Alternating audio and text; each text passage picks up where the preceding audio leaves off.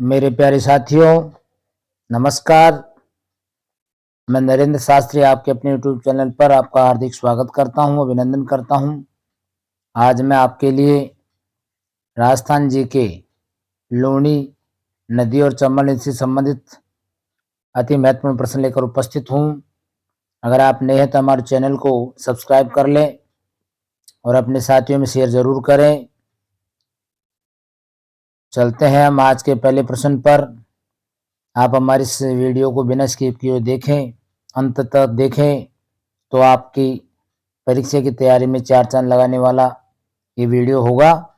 तो पहला प्रश्न है आज का हमारा, पश्चिम राजस्थान की सबसे बड़ी नदी कौन सी है? या के की जगह की कर लेंगे हम। पश्चिमी राजस्थान की सबसे बड़ी नदी कौन सी है? तो नाम होगा लूणी नदी, लूणी नदी। अगला जो प्रश्न है, लूणी नदी का उद्गम कहां से होता है? तो ये अजमेर के नाग पहाड़ से होता है। अगला प्रश्न है हमारा तीसरा प्रश्न, लूणी नदी की लंबाई कितनी है? तो लूणी नदी की लंबाई है 495 किलोमीटर। अगला प्रश्न है, लूणी नदी के ये की है, लूणी नदी की सहायक नदियां कौन कौन सी हैं? सहायक नदियां कौन कौन सी हैं? तो सहायक नदियां हैं वो मैं आपको बताने जा रहा हूं। जवाई,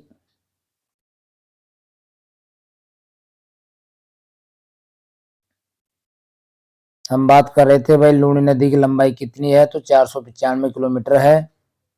अगला जो हमारा प्रश्न है चौथा, लूणी नदी की सहायक, ये के की जगह की करना है, कि सहायक नदियां कौन कौन सी हैं? तो मैं आपको बता दूं कि इसकी सहायक नदियां हैं जवाई, जवाई, जोजड़ी, सूखड़ी, मीठड़ी, ये बंदी की जगह बांडी कर लेंगे हम, बांडी, बांडी, चाहे बिंदी कर दो, ये थोड़ा सॉरी, बांडी करना है इसको, बांडी, बांडी। और अगली है सांगी, संगी नहीं है, यह है सांगी, तो आप इसको सांगी कर लेंगे। गुहिया और खारी, अंतिम जो नदी है वो है खारी, खारी और कर लेंगे। हम चलते हैं अगले प्रश्न पर। पांचवा प्रश्न है हमारा,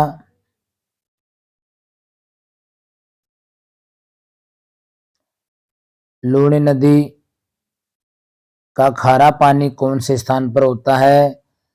तो इसका आंसर होगा बालोतरा, बाड़मेर से लूणी नदी का पानी खारा हो जाता है। अगला प्रश्न है, लूणी नदी कहाँ जाकर विलुप्त हो जाती है? तो इसका आंसर होगा कच्छ के रण में जाकर लूणी नदी समाप्त हो जाती है। अगला जो प्रश्न है, ये दाई नहीं है, डाई है, ये दाई नहीं है, ये डाई नदी है, डाई।